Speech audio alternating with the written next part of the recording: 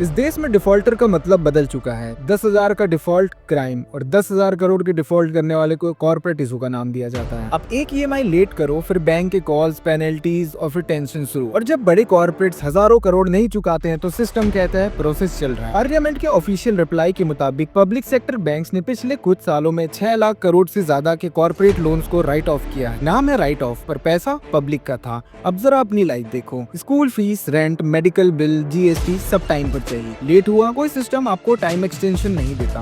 और वहीं 2019 में क्या हुआ, गवर्नमेंट ने कॉर्पोरेट टैक्स 30% से घटाकर 22% कर दिया। रीजन दिया गया इन्वेस्टमेंट और ग्रोथ। ये इनकम टैक्स डिपार्टमेंट और गवर्नमेंट के डेटा से कंफर्म है। आज 2024-25 के आसपास कॉर्पोरेट टैक्स कलेक्शन 9 से 10 लाख करोड़ के लेवल पर पहुंच चुका है। सवाल ये नहीं है कि टैक्स आया कि नहीं, सवाल ये है कि जब कॉर्पोरेट्स के प्रॉफिट और टैक्स दोनों बढ़ रहे हैं तो आम आदमी की जिंदगी सस्ती क्यों नहीं हो रही है। फ्यूल महंगा, जीएसटी हर चीज पर और जॉब इनसिक्योरिटी। और पावर देखे तो सिर्फ कुछ चुनिंदा लोगों के हाथ में। इलीगल नहीं, पर एक्सेस भी सबको बराबर नहीं है। जब किसान, वर्कर, स्टूडेंट्स का सवाल आता है तो लॉ एंड ऑर्डर, और जब वही बात पावरफुल कॉर्पोरेट्स के इंटरेस्ट की हो तो लॉ एंड ऑर्डर को ही मॉडिफाई कर दिया जाता है। डेवलपमेंट गलत नहीं है, लेकिन जब कानून कमजोर के लिए सख्त और ताकतवर के लिए नरम हो तो सवाल एक ही बचता है, ये सिस्टम पब्लिक के लिए या सिर्फ उन चुनिंदा पावरफुल लोगों के लिए।